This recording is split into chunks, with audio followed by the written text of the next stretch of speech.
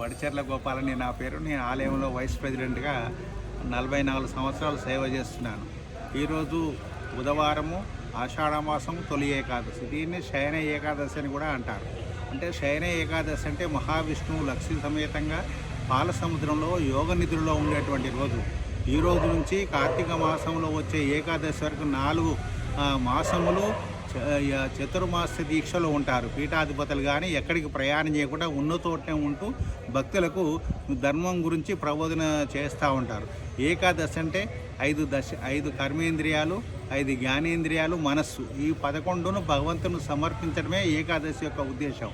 అంటే ఏకాదశి రోజు మనం చేసిన ఉపవాసం ఉంటూ భగవన్నామ సంకీర్తన చేయాలి.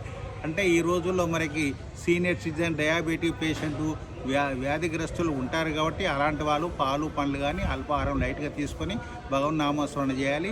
మహావిష్ణు సహస్రనామ పారాయణం చేయాలి. ఉదయము, సాయంకాలము, ప్రదోష కాలములో శివ సహస్రనామం పారాయణం కూడా చేయమని శాస్త్రం చెప్తా ఉంది.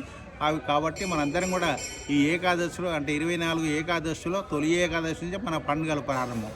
వచ్చేది భాద్రపద మాసం, విఘ్నేశ్వరుని పూజ ఉంటుంది. తదనంతరం అమ్మవారి యొక్క పూజ నవరాత్రులు, తదనంతరం మన కార్తీక మాసం పరమేశ్వరుని యొక్క పూజ, అదేవిధంగా వచ్చేటువంటి డిసెంబర్ ధనుర్మాసంలో మరి శ్రీరంగనాథుని యొక్క పూజ, గోదా కళ ఇలా అందుకని ఈ రోజు నుంచే పండుగలు ప్రారంభం. కాబట్టి విశేషమైనటువంటి రోజు భక్తులందరూ అధిక సంఖ్యలో ఈ భగవన్నామ సంకీర్తన చేసుకుని ఉపవాసం ఉండేవాళ్ళు ఉండి జాగరణ చేసుకుంటూ ఆ భగవన్నామస్మరణ చేస్తూ స్వామివారి కృపకు మీరందరూ మనందరం కూడా పాత్ర కావాలని భగవంతుని మరీ ప్రార్థిస్తూ జై శ్రీమన్నారాయణ, జై శ్రీరామ్, జై శ్రీరామ్, జై శ్రీరామ్, జై శ్రీరామ్.